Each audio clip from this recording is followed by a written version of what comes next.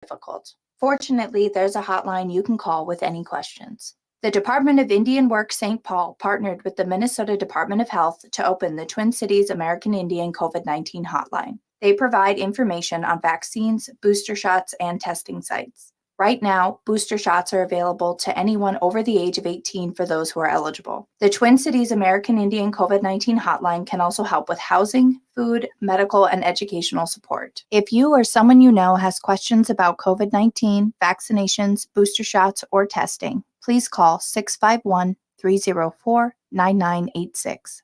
Again, the number is 651-304-9986. The Twin Cities American Indian COVID-19 hotline is open for calls Monday through Friday from 8 a.m. to 5 p.m.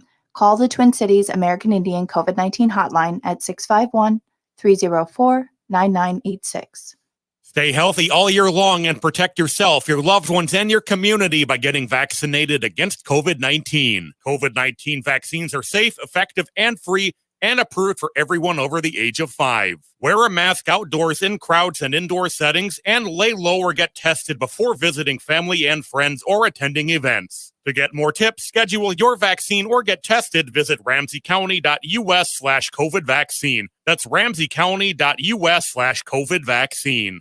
Minnesota has the only original wolf population in the continental United States, and 80% of Minnesotans believe the wolf should be protected. Howling for Wolves is asking Minnesotans to respect our true wildlife manager, the wolf. Their survival is critical to our ecosystems, our communities, and even our economy. As highly intelligent animals with strong social bonds, Minnesota wolves deserve to be protected and admired. Learn more at howlingforwolves.org.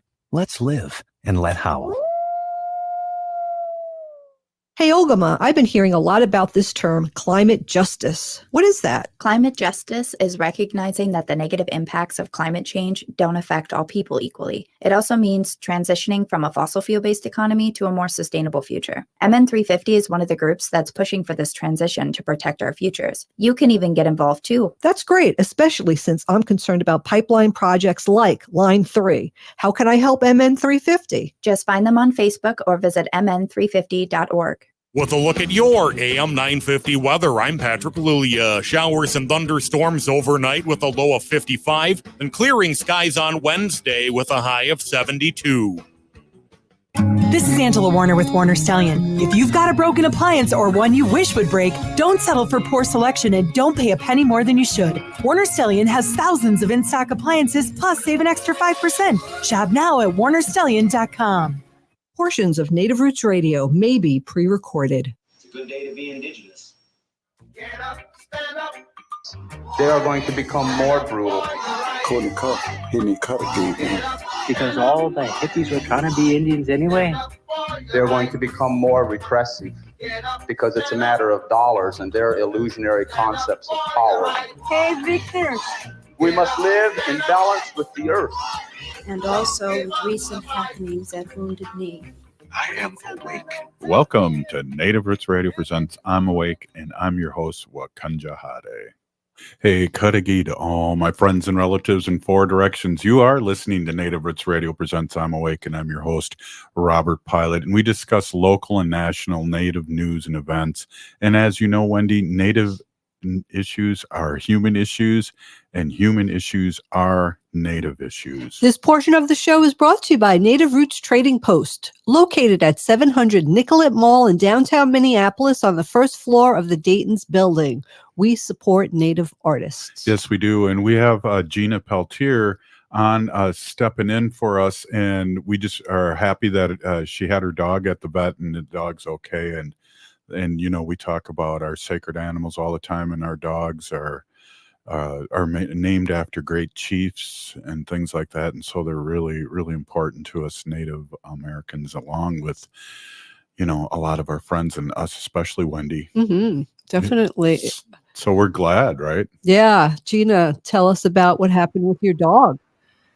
So they are my disabled mother's dogs, and my disabled mother does live with me. So since I do travel a lot, I really want to make sure that their health is always up and good and going, just in case I'm out of town and something happens. But this morning we went for a walk, and our walks usually, take about a good 30 minutes. And we made it about a block, and she just didn't want to walk anymore. So I have 2 dogs, and of course they're my mother's dogs, and she named them Sansa and Arya. My mother is a huge fan of Game of Thrones, and it's quite funny, he said that we name our dogs, our pets, our animals after brave warriors, and my mom did a good job. So we were on a walk this morning, and like I said, they do usually last about 30 minutes, and we got a block, and Arya, our 4-year-old, just did not want to walk anymore. And the past few months, she has been lethargic. She's gained weight. Her skin's starting to flake some more, and I've been really, really concerned. Both of them just had their yearly checkups about over 2 months ago, and the vet did say, if she continues to be lethargic, just go ahead and bring her in. And as much as I love my pets, I just kind of, and I don't call, they're my family, they're my sisters, and really deep bond with these 2 beautiful dogs. And so I, of course, I say overreacted now that we've learned some okay news, but they said, the vet reassured me, like, no, you didn't overreact at all, so it turns out she has thyroid issues. And the vet explained to me, when dogs have thyroid issues, they become lethargic, they gain weight, and then it's completely opposite in cats. Cats lose weight and have a lot more energy and cause different type of issues. But I'm really grateful that I was able to bring her in today. The vet was so kind. They did stay open a little bit later. It's Pet Cetera in Grand Forks, North Dakota. So kind. Always, always patient with whatever I have going on, with all my questions too, and very grateful for the vets there. So I'm just really happy that it's nothing serious. It's something that can be taken care of with medication, daily medication. And it's quite funny because thyroidism does run in my family, and my mother does have thyroidism also. So your dog was taking over the how she's one of the family. She's one of us. Oh my gosh, that's hilarious. Well, it's not hilarious, but that's unbelievable. Right, exactly. Yeah, well, she'll be feeling. Oh, what kind of breeds are they? So they are both Shelties, Shetland sheepdogs. So our oldest, Sansa, she is 5 years old, and then we got her little sister Arya, and she's 4 years old. We got Arya because Sansa was so much energy, and I bring her for her walks every day, and she still needed to be still wanted to play and stuff like that, and we felt bad, so we got her a sister, and they've been inseparable. And that's another thing that caused concern for me, because Arya needs to be next to her her big sister constantly. And so lately, we've been letting Sansa outside, and Arya just wanted to sleep. She just wasn't up for doing anything, and I was really scared because, like I said, we would go on walks that take like 30 minutes, and recently she just doesn't want to do anything. So I'm really grateful that I was able to take her in and get her seen. And it's kind of I'm sure she's going to be feeling better in no time after that medication kicks in. Very good. Right. And we wish her the best. This portion's brought to you by Dog Talk. We talk dogs, and but that, it's important to talk about family, right? Absolutely. Wendy and Gina, they are family for sure. They are family. I mean, even though they're my mom's dogs, they're still my sisters, and it's just, I was so concerned. And like I said, I thought I overreacted, but that's family, if family is down, you get worried and you want to bring them in and make sure they have the best care possible. They're not just animals, they're family, and they have feelings, and they know what's going on. And she's really smart. She knew we were at the vet, and she's like looking at me like, really? What are we doing here again? Got to make some ribbon skirts for these little pups. Yeah. So I do got to brag though. Shelties are so smart. When we got Arya, we didn't have to potty train Arya. I mean, she just saw that her older sister Sansa did her business, and that's just how she did it. And Sansa was so easy to potty train, so easy. It's just, and they're so smart. And like I said before in our on the news here, I've been trying to learn Ojibwe Moan, and so I've been teaching my dogs as well. So sit in Ojibwe Moan is Nubbadubbin. So they respond to both sit and Nubbadubbin. They know what it is. Right on. So for come here, it's Ambeama. So they know Ambeama, and they'll come running straight to me. So I like to brag that I have bilingual dogs. Wow. That's awesome. I love that. Right. That is awesome. Well, best wishes to your doggy, and I hope everything works out just fine. Yeah, I mean, that is news, and I appreciate that. I know you got a couple things, and I think what we can do too is talk a couple segments about what's happening all over Turtle Island, Gina, and we got 2 minutes here to kick off that segment, and then we'll come back and do some more news, and then we'll have Nancy Beaulieu on today, and then Wendy doing her Sacred Animal segment, which I feel like we just did too. There's never too many Sacred Animal segments. Perfect. Go ahead, Gina, kick us off. Give us a quick teaser here. We got a minute and a half before break. Yeah. So I just want to bring up real quick that there is going to be a Flood the Courts court support event this Thursday, May 19th at the Aiken County Courthouse in Aiken, Minnesota. Many brave water protectors have court hearings scheduled all throughout the day, starting at 9 a.m. So some of us will be showing up at 8:30 a.m. with breakfast, and we're going to be hanging out all day. And then also there's a park that's not that far away from the courthouse.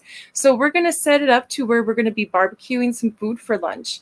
It's a great way to show support to the many water protectors who risk their lives and their freedom, sticking up for everybody's water. And there's nothing wrong with peacefully defending our water, and charges should be dropped against all water protectors. With the droughts and the wildfires, we really do need clean water to get that all handled. But I have more good news. Yesterday I had to break some bad news that we had to cancel a Huber informational meeting, but Honor the Earth has rescheduled it. So Honor the Earth is going to have an informational Hubertown meeting on June 1st in Duluth, Minnesota at the West Theater, located at 319 North Central Avenue in Duluth. And Annie Humphrey and David Huckfill will be performing that night. And I'm pretty excited about that because they're such great musicians. So that starts at 6:30 Thursday, the 19th in Duluth at the West Theater.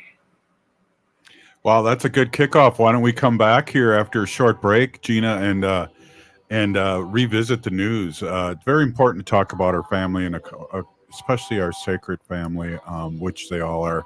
You're listening to Native Roots Radio presents I'm Awake, and we'll be right back after this short break. Stay with us. J&S Bean Factory is a native-owned, community-supported, cozy, artsy coffee shop which offers roasted on-site beans, live music, and baked goods. Relax in the beautiful outside patio. City Pages writes, voted top 10 coffee shops. Tucked into a quiet corner of St. Paul's Highland Park neighborhood, this coffee shop roasts beans on-site from the best coffee-growing countries in the world. Located at 1518 Randolph Avenue, St. Paul. The good stuff. Unwanted sexting or photos, inappropriate jokes, even tickling or wrestling can feel like a violation. Catcalling, cornering, or groping, getting them drunk or high for sex, recording sexual acts without permission, hurting someone because of their sexual orientation, raping a family member, a child, a date, a friend, a stranger, purchasing a human being for sex. You make the choice every single time. Sexual violence is many things. Make a choice. Do not do it. Sponsored by the Minnesota Indian Women's Sexual Assault Coalition. Minneapolis Public Schools wants to hire you. They have a variety of positions to start your career. You can work in the classroom as a teacher or classroom support, or work outside the classroom as a bus driver, in the culinary wellness department to help prepare nutritious meals, or keeping the building safe and sanitized as a custodian. Bilingual, bicultural candidates encouraged to apply. Start your career in education and apply today at jobs.minneapolis.k12.mn.us. Hey, Ogama, I've been hearing a lot about this term, climate justice. What is that? Climate justice is recognizing that the negative impacts of climate change don't affect all people equally. It also means transitioning from a fossil fuel-based economy to a more sustainable future. MN350 is one of the groups that's pushing for this transition to protect our futures. You can even get involved too. That's great, especially since I'm concerned about pipeline projects like Line 3. How can I help MN350? Just find them on Facebook or visit mn350.org.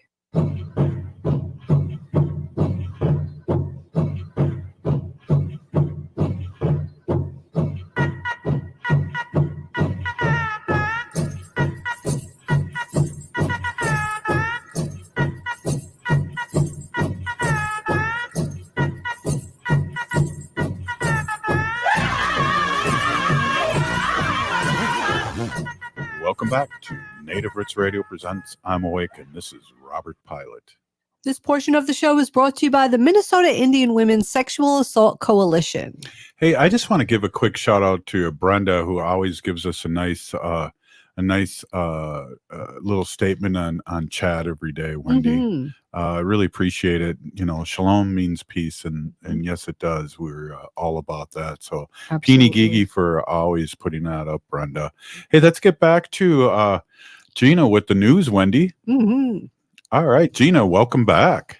Hey guys, Robert, Wendy again, thank you so much for having me. I really appreciate you guys giving a platform for Indigenous to come out and speak about all the good stuff that's going on. So I'm Gina Peltier. I'm Mako Dewa, Mako Enduda, Anishinaabe and Dunjaba, Mikanakwaji and Niniwa. I am Black Bear Clan, and I am from the Turtle Mountain Band of Chippewa. 2 wildfires in New Mexico, merged earlier in May, have burned 451 square miles so far and has become the biggest wildfire in the state's history and is the biggest open fire in the country. More than 260 homes have burned, and more evacuations were prompted over the weekend as the blaze moved through dry and, in some cases, dead stands of pine and fir trees. Huge columns of smoke could be seen from miles away, and fire officials and weather forecasts continued to refer to it as an unprecedented situation. Fires also were burning elsewhere in New Mexico and in Colorado. Much of the West has marked a notably hot, dry, and windy spring. Predictions for the rest of the season do not bode well, with drought and warmer weather brought on by climate change worsening wildfire danger. Colorado Springs enacted a fire ban after a series of fires have spread quickly due to hot and dry conditions, including a fatal one caused by smoking. Under a ban taking effect yesterday, smoking and grilling will be prohibited in parks in Colorado's second largest city, and people grilling at home will be allowed to use only gas or liquid fuel, not charcoal or wood. Burn bans and fire restrictions also have been put in place in cities and counties around New Mexico in recent weeks, with officials warning that any new fire starts would further stress firefighting resources. Nationwide, about 2,030 square miles, it's about 5,258 square kilometers, have burned so far this year, the most at this point since 2018, according to the National Interagency Fire Center. That's crazy, Gina. I was in New Mexico or Albuquerque, and I couldn't really see the mountains because it was dusty, but because of the drought, but also fires everywhere. Yeah, and it's really bad for our systems. Remember last year, the wildfires in Canada brought all that smoke to northern Minnesota. And, while we were on the front lines trying to stop Line 3, it was quite damaging to us, when we'd be out there, trying to holler, save our water, and then we'd lose our voices because from inhaling all that smoke, some of us did get sick and had to step out for a couple weeks to recover. So wildfires are a serious thing, not just damaging our climate, but brings all that smoke that can cause so much disease and damage to our own systems. Exactly.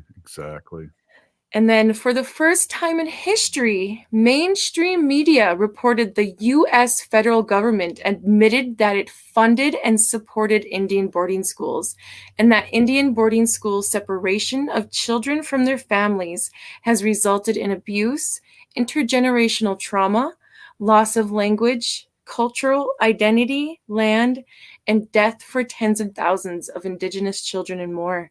The announcement, the federal government admitted that it operated boarding schools that have contributed to what survivors refer to as genocide and historical trauma, struck deep for Indian boarding school survivors and many others.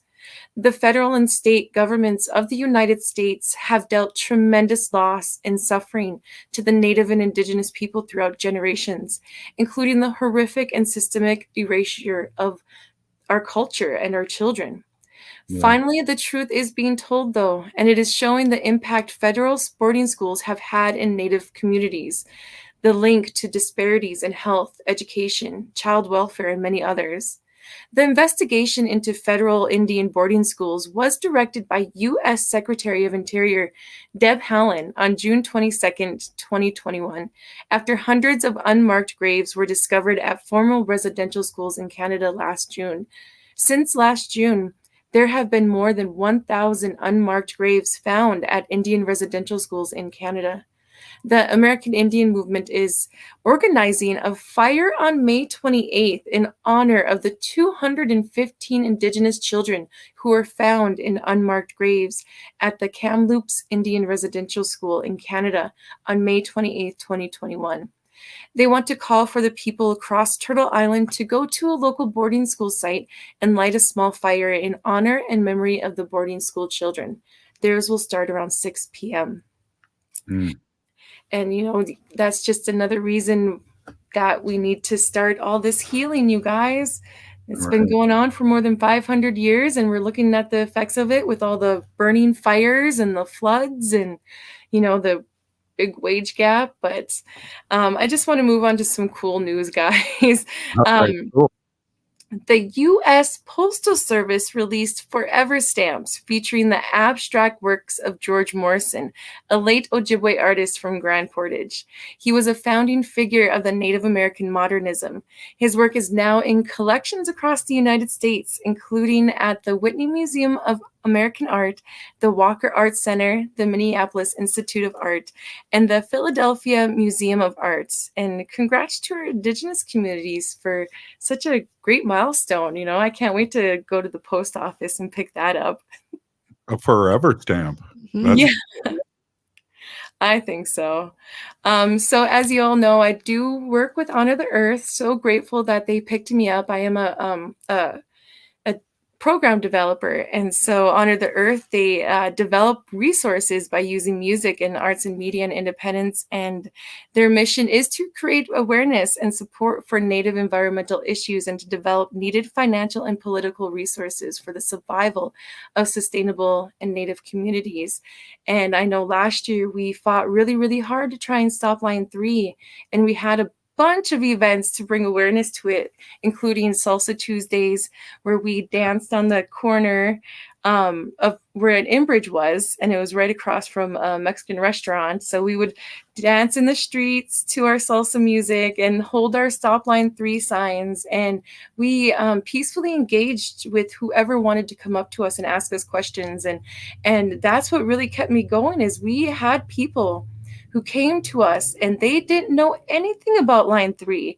And with them engaging with us and having a great conversation, we turned a lot of people to realize what's going on, and that created more people to come into our events. So I'm really appreciative that, Honor the Earth does this, like peaceful events to bring awareness. And they have so much more events going on, and I just like to bring it up a few because we still are battling Line 3, we're still battling Line 5, we got wildfires going on because of climate change, and I know up here where I'm at, we got a whole bunch of flooding, and the floods are taking out roads, destroying the roads, which is kind of like, I like to tell people, well, at least Mother Nature is blocking the roads for us this year, so we don't have to, especially since they passed that law that now people can run us over when we're in the streets and not get in trouble for it.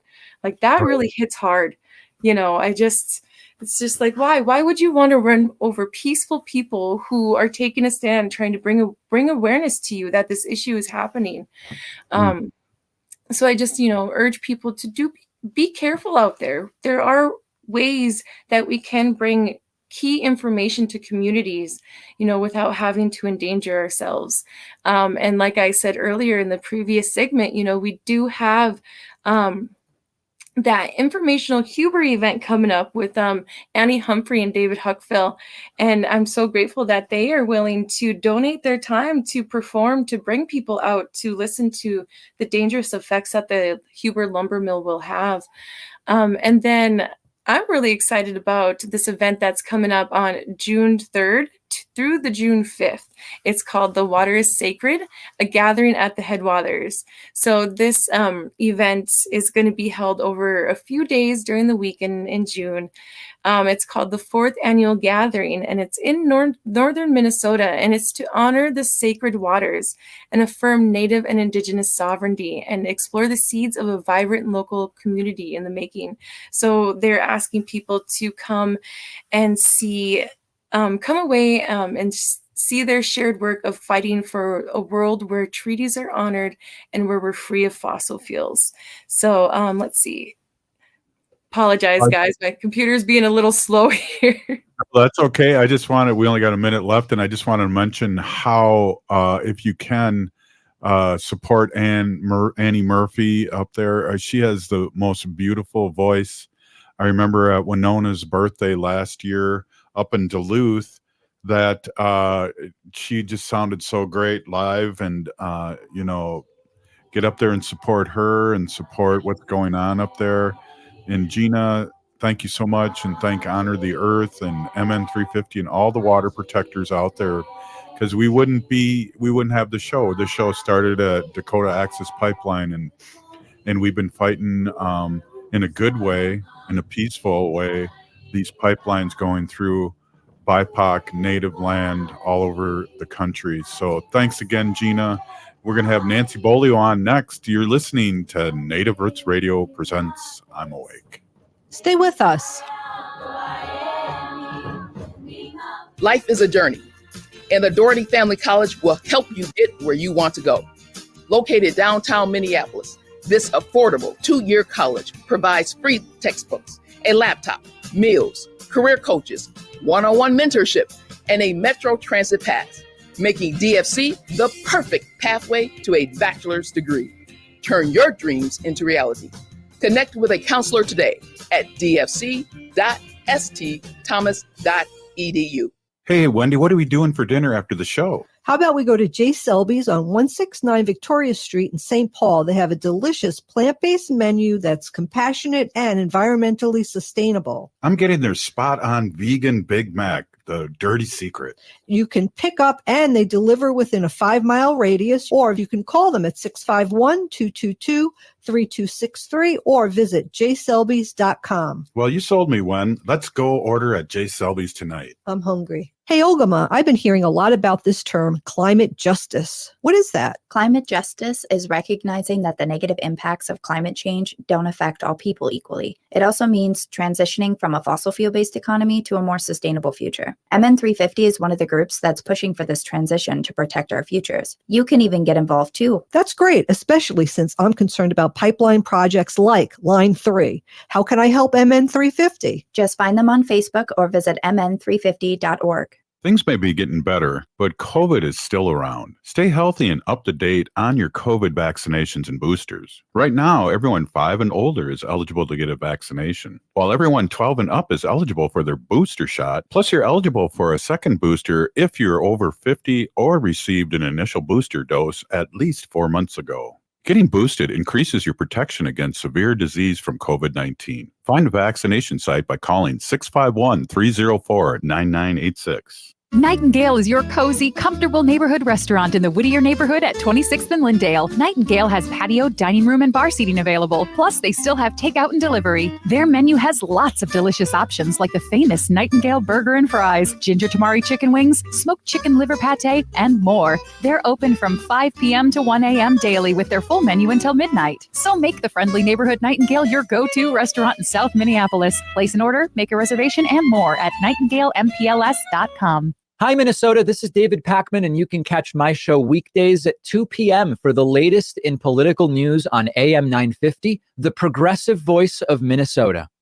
We know you love your pets, so make sure to listen to the Pet Buzz. Each week, pet trendologist Charlotte Reed and Dr. Michael Fleck give you the latest from around the world with global pet news. Charlotte has the latest celebrity pet buzz, and Dr. Fleck answers your questions and keeps you up to date on all things pet health with Fleck's Facts, enhancing the bond between pets and their people. So make sure to listen to the Pet Buzz every Sunday at 11 on AM 950, the progressive voice of Minnesota.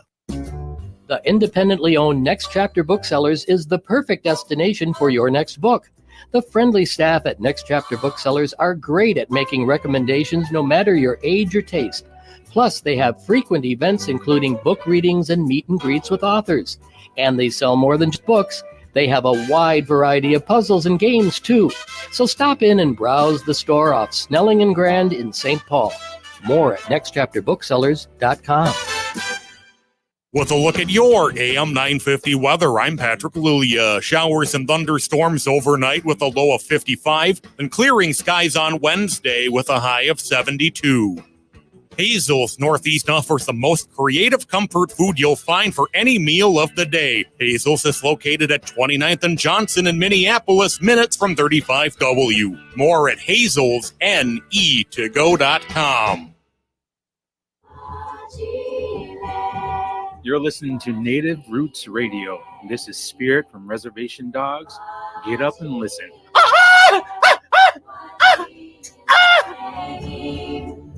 Welcome back to Native Roots Radio presents I'm Awake, and this is Robert Pilot. This portion of the show is brought to you by MN350, a grassroots organization fighting for climate justice. Well, you know, they're coming up soon here. Reservation Dogs has already announced the date that they're going to be on. Yeah. And I liked what they did, Wendy. They gave you one show a week. But we're going to be interviewing Rutherford Falls actors here real soon, and then we're going to be able to play those on the show. Yeah. And we're really excited to be one of the media people that are going to be able to screen the show before it goes on, and then ask good questions. I was going to say dumb questions, but depending on who's asking the questions, right? It'll be awesome. Yeah. Yes. Two really great shows. Definitely. Speaking of great shows, we got Nancy Beaulieu on with MN350, who is just an awesome warrior here. And I know she's going to be doing some things this weekend that she's going to talk about, and has a plea out there for some GoFundMe help. So let's talk to Nancy. Welcome, Nancy Beaulieu. Well, bonjour. Always a pleasure to be here, Robert.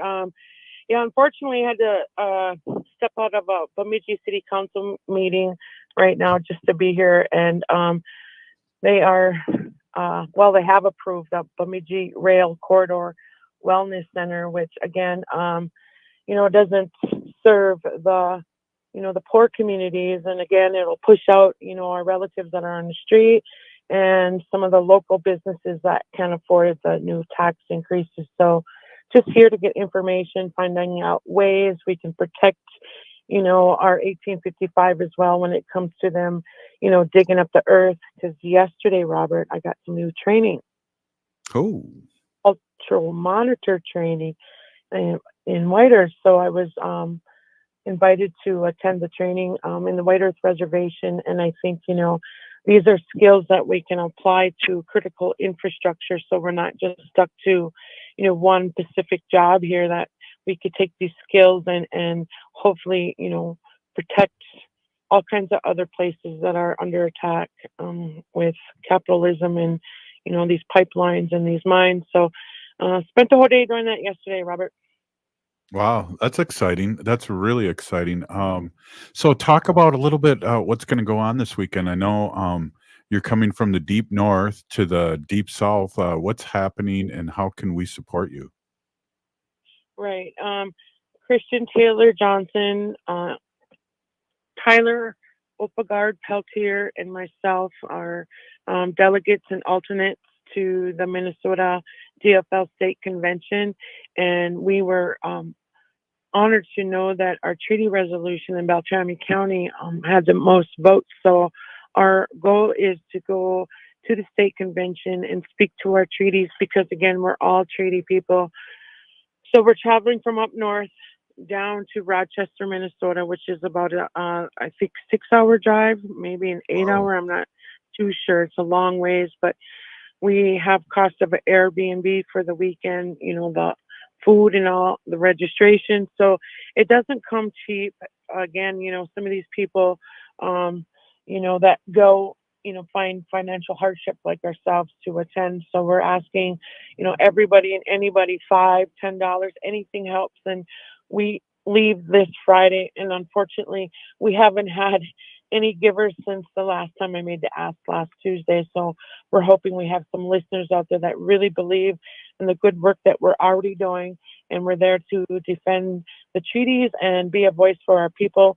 And we're also there to build power within a party, because we know that, a lot of the elected officials forget, who we are after they get our votes and win their campaigns.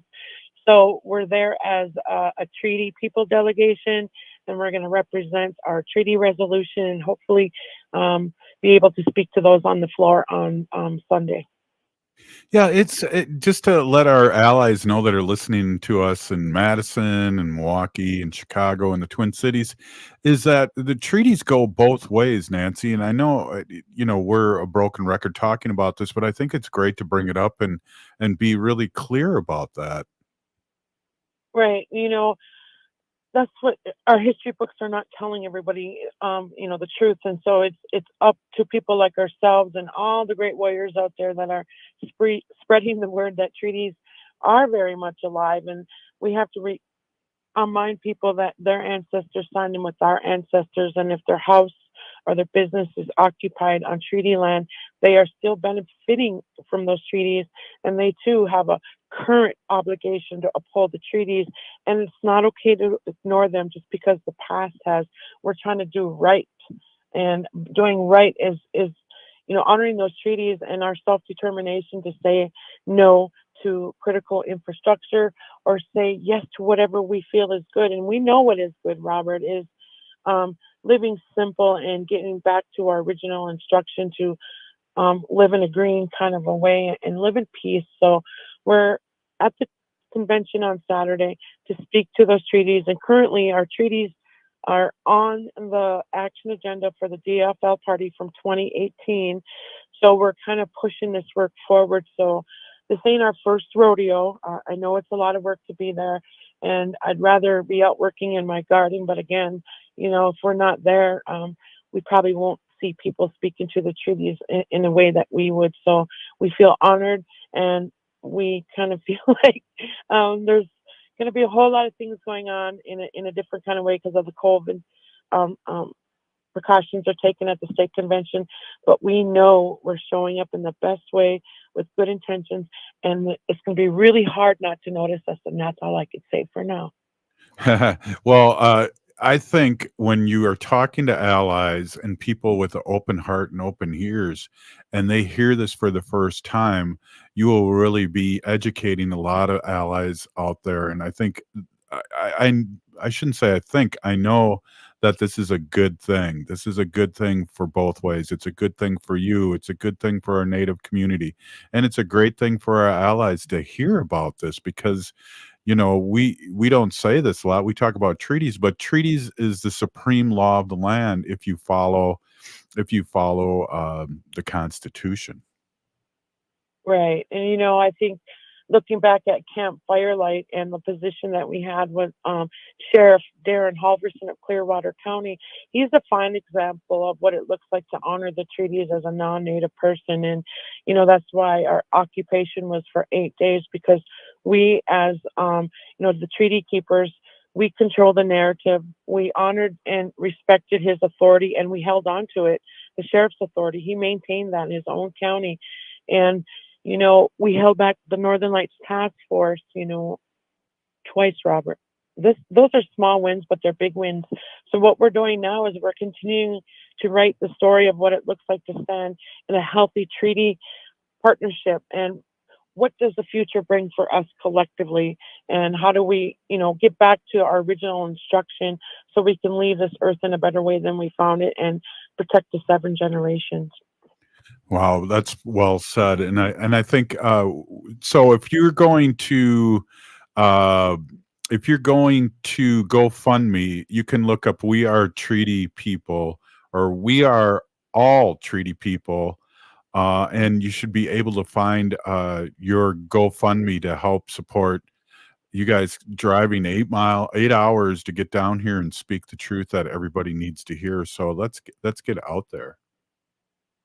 Right. And again, even $5, $10, anything really helps us right now, because it does take, arm and a leg to go. And we're excited to, if we can't broadcast live, we're excited to go live stream, on Facebook and get our story out and our presence known at the state convention. Again, treaties are nonpartisan, and we hope, someday soon that we get inside of the Republican Party and remind them, we're all treaty people.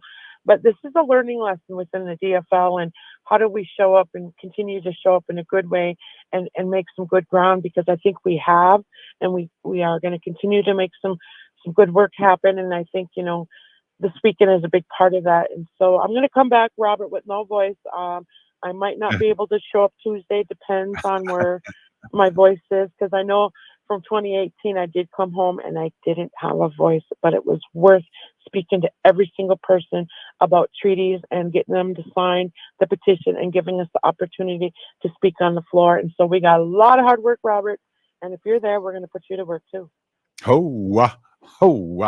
Yeah, definitely. So it's exciting. Talk a little bit about MN 350 before we let you go. A little bit about the organization that you are working with. Right. I'm the Northern Organizer for Minnesota 350. We are a environmental and racial justice nonprofit, and I am the lead for our work in Northern Minnesota. And just this last Sunday, we had our second convening for the Native Community Leadership Gathering. And again, that's a part of that. We are all treaty people work here in Northern Minnesota, and we look forward to our third convening where we're going to call in more of our relatives and our allies to create a community here in Northern Minnesota based around treaty obligations. So again, we're excited for all the good work that we need to do yet, Robert. Wow, perfect. You get going. Thank you for stopping in. I know you're really busy, and I can't wait to hear what happened this weekend. And you might have to use sign language and get on StreamYard with us, but I can't wait to hear. So, Pinigi, thank you so much for all you do, Nancy Beaulieu. All right. Have a good night, everyone. Oh, wow, Wendy. Nancy is just amazing. She is a person to be reckoned with. Yes. So yeah, hopefully people will give some money to the GoFundMe. What is it again? We are all treaty people. Yes. And you could find their GoFundMe link on that page. And if everybody just gave $1, they'd have a lot of money. So we'll be doing that after the show, because definitely, it's a very good cause, and we need people like Nancy and the organizations that show up there and speak the truth and bring awareness. Well, and I think that's really like the amazing part is bring awareness, because I think once people are educated, know which will happen this weekend, they will become treaty people too. Right. Yes. And so that's the big picture. But again, great report from Gina about her puppies and the news, and Nancy Beaulieu, what's happening all over Turtle Island with the treaties and the DFL convention. The Democrat Farmer Labor Organization is having their convention this weekend. So up next, Wendy, can you give us a 10-second teaser? What do we? I'm going to tell you about my experience just that I had this afternoon grooming our dogs. And then I'm going to be talking about a wild cat that I talked about last year. I have an update. I used to be a groovy cat. Hey, we'll be right back after this short break. Stay with us. Minnesota has the only original wolf population in the continental United States, and 80% of Minnesotans believe the wolf should be protected. Howling for Wolves is asking Minnesotans to respect our true wildlife manager, the wolf. Their survival is critical to our ecosystems, our communities, and even our economy. As highly intelligent animals with strong social bonds, Minnesota wolves deserve to be protected and admired. Learn more at howlingforwolves.org. Let's live and let howl. Are you nervous to go to your mailbox and see one more past due mortgage bill? You could qualify for financial assistance through Home Help MN if you have fallen behind on your mortgage payments due to the pandemic. This Minnesota housing program even has money available to help with other past due mortgage-related expenses. Learn more at homehelpmn.org or call 1-800-388-3226. Navigating COVID while protecting yourself can be difficult. Fortunately, there's a hotline you can call with any questions.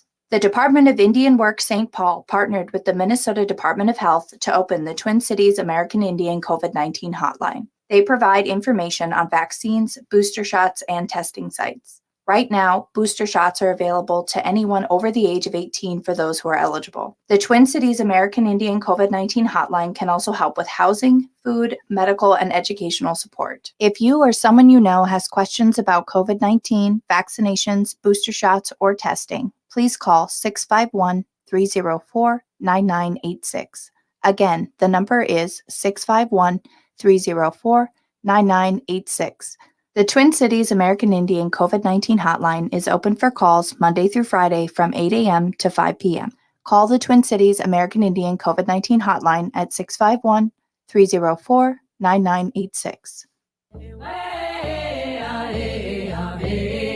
Hi, I'm Jane Fonda, and you're listening to Native Roots Radio. And we're back to Native Roots Radio presents I'm Awake, and this is Robert Pilot.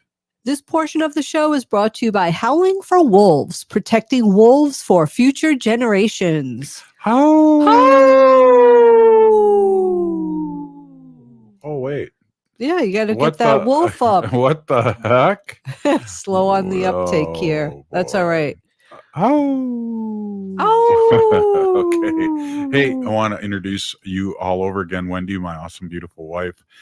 You've been an animal advocate for many years, and you talk about animal issues on the show.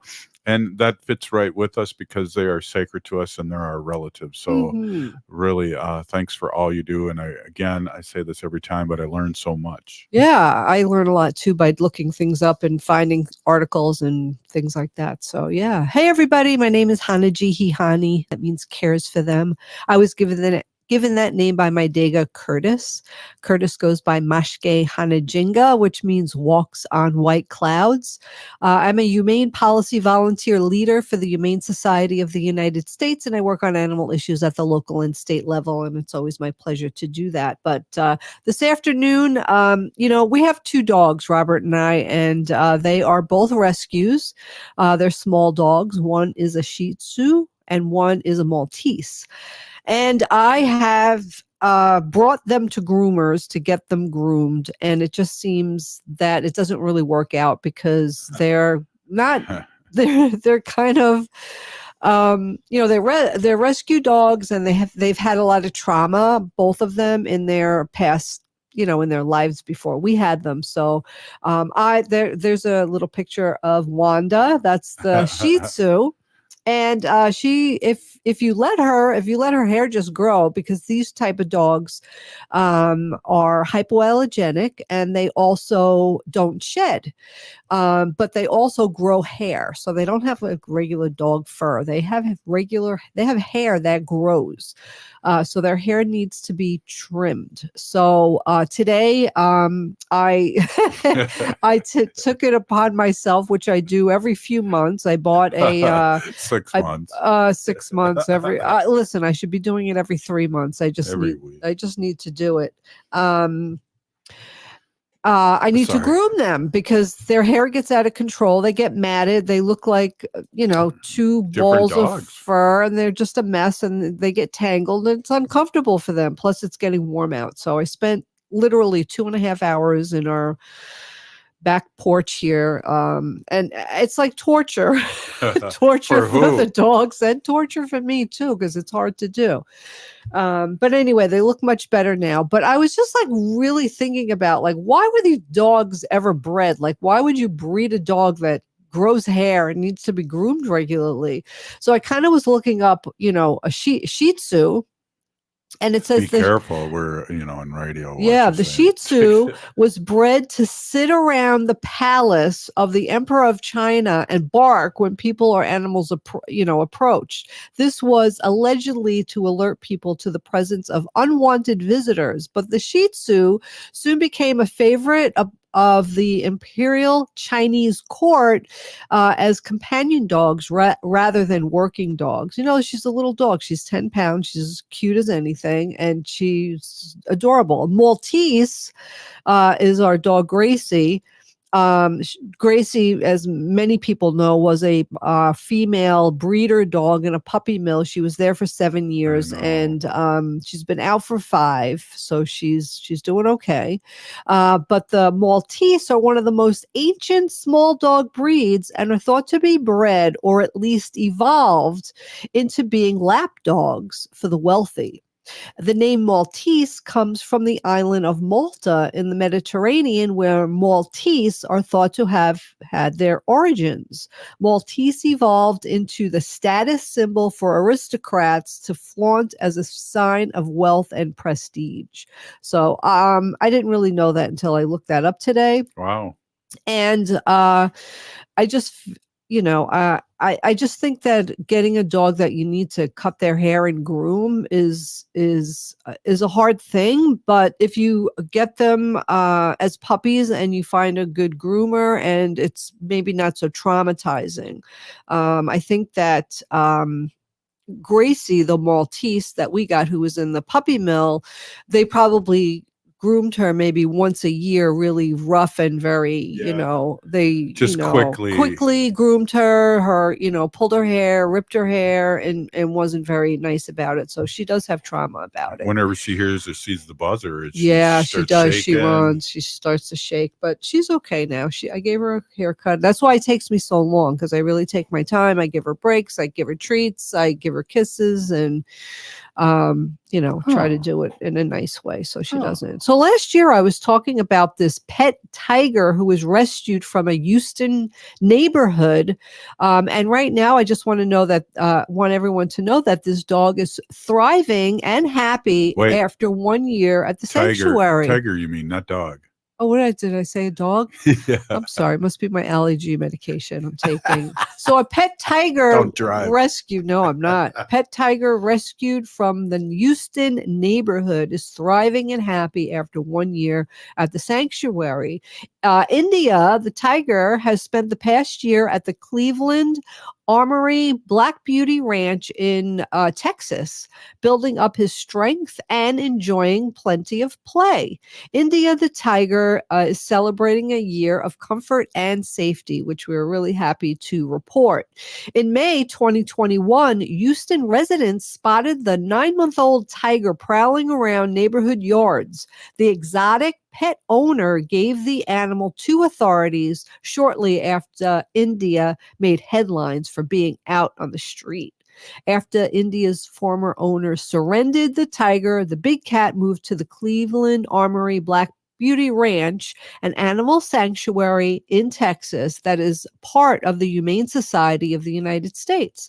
India has now lived at a 1,400-acre sanctuary for a year, has grown from 134 pounds to 251 pounds, and will turn 2 in August. According to the release from HSUS, which is the Humane Society of the United States, it took some time for India to acclimate to his new home. When the big cat first arrived, he was accustomed to receiving lots of human attention and didn't want to be left alone. To help India embrace more natural lifestyle, sanctuary staff had social visits with the tiger outside his enclosure, which gradually decreased over time as India became more independent.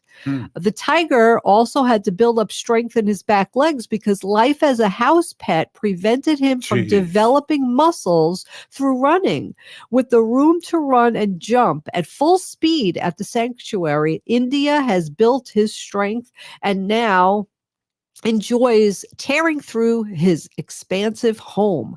Once India developed more confidence, independence, and physical strength, his natural behaviors and wild instincts kicked in.